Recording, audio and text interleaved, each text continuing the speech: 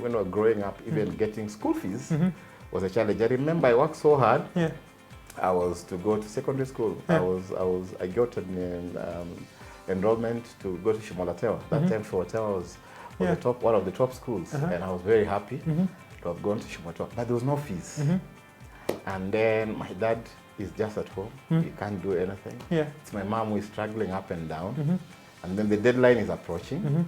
I don't know whether I'm going to secondary school or not. But I was determined. You know what happened?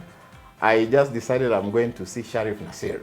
Sharif Nasir that time was the MP from Vita. And I used to hear stories, he would help people.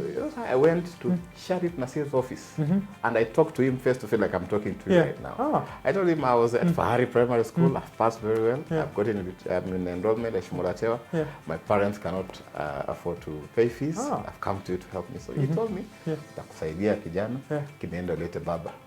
Enda ulete baba kwa akuje. My father was one of those harsh people. I couldn't even talk to him. Even bring up the idea that I went to see Sharif Nasir to help me. So I was just there, just praying, hoping that things will work out. So eventually my mom, I think, went and talked to some Shylock who advanced some loan at a very high interest. I reported to school the last day. So you couldn't gather the courage to take dad to Sharif Nasir? I couldn't. My dad was, apart from being, having issues of alcoholism, was also one of those proud Luos.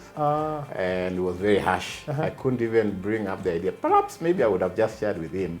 Maybe he would have bought the idea. But I was wondering, you will imagine this young boy just from class 8 has been able to go and see Sharif Nasir. I was thinking it was a bit difficult for me to share it with him or even with my mom. Interesting. So I just waited because I that evening when I came back home, I had my mom saying, I kept on pestering my mom. Mom, I want to know whether I'm going to school or not. So she was like, we are trying to work out on something. There's somebody who's going to. So later on I realized, I learned that it was a Shylock. They got a loan, very high interest. They always take advantage. This half of the fee. So I reported. Normally when schools are open, you're given a deadline. You report between this date and this date.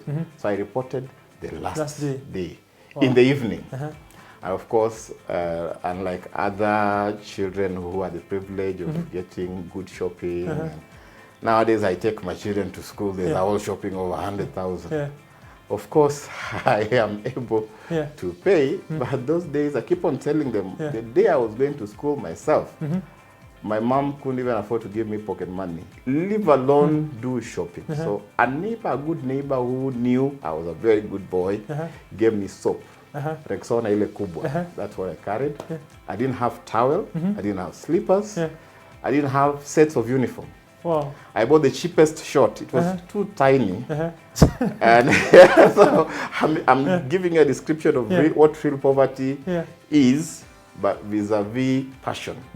Yes, I knew this was a good ticket for me to make it in life somehow. I have to get education and then I'll be able to build up on it. But now, the process of getting into this education is now what I'm describing to you. It was not one of those very interesting things. I look back and I'm like, God is always gracious. So neighbor gives me soap, no toothpaste. My brother told me just carry some enough salt. You can always brush your teeth with salt. Salt is good. I didn't know that. Innovation comes out in difficult times. I didn't get normal brush mtu anaondoa nayo. So kuna kijiti zile. So now that I didn't have towel, my mom gave me one of her lessons. Alienda kafungua sanduku yake, katoa leso akanipatia. So no slippers. No, nothing, and then they couldn't even buy for me, shoes, black shoes. So my sister had been in school several years earlier. So kulikuwa na viatu zake zingine ziko tu hapo. I tried fitting them, they were small. So my mom told me that you have to be innovative. So I took them to a fundi. I told the fundi, fungua tu hapa mbele, ongeze some leather so that they can fit me. Come and look at those shoes. And those are the shoes you only had? Those are the only shoes I had. So now, where do I carry my things? I see other people going to school, walikuwa wananunuliwa sanduku ya mabati. In Shule, those days, we used to call it coffin. So mom didn't have money. I told mom, somehow, I have to carry my things in something. You just get whatever it is. I'd done window shopping for everything.